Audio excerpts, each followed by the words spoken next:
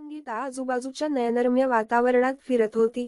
तिचा निळा T shirt हिरवाईच्या मधुमध रंगाचा दोलायमान शिडकावा.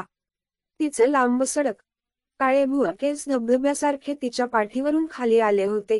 तिच्या सुंदर चेहऱ्याला आकार देत होते आणि तिचे तेजस्वी स्मित हास्य व्यक्त करत होते. चालत असताना तिने तिच्या फोनवर ॲनिमेटेड गप्पा मारल्या. तिचा आवाज मंद वाऱ्याची झुळूक देत होता. नवीन गावात एकटी असूनही संगीताचा उत्साह वाढला होता. कारण तिने घरी परतलेल्या आपल्या प्रियजनांशी सतत संपर्क ठेवला होता. तिचे मित्र आणि कुटुंब नेहमीच फक्त एका फोन कॉलच्या अंतरावर होते आणि तिने या संभाषणांची कदर केली ज्यामुळे तिला त्यांच्याशी अधिक जोडले गेले. तिने एका कोपऱ्यात वळताच उबदार सूर्यप्रकाशाने तिचा चेहरा पकडला. तिचे तेजस्वी डोळे उजळले आणि तिच्या गालाचे कोमल वक्र ठळक केले. तिच्या मैत्रिणीने फोनवर सांगितलेल्या गोष्टीवर संगीता हसली आणि तिचे डोळे आनंदाने चमकले. ती चालत राहिली. तिचे पाय तिला एका वळणाच्या वाटेने घेऊन जात होते.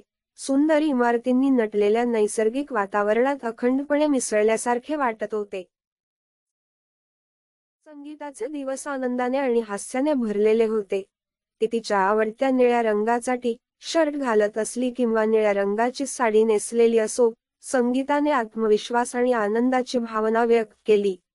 निळ्याशार निळ्या आकाशाखाली संगीता अनेकदा नयनरम्य परिसरात फिरत असे. तिच्या प्रियकराची आठवण तिला येत असे. त्याच्याशी ती फोनवर हसत हसत बोलत असे. ती तिच्या भावंडांच्या आणि मैत्रिणींच्या खूप जवळ होती.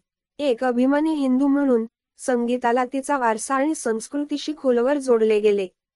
प्रगती आणि समानता या मूल्यांवर तिचा विश्वास होता आणि त्याप्रमाणे तिने आपले जीवन जगले.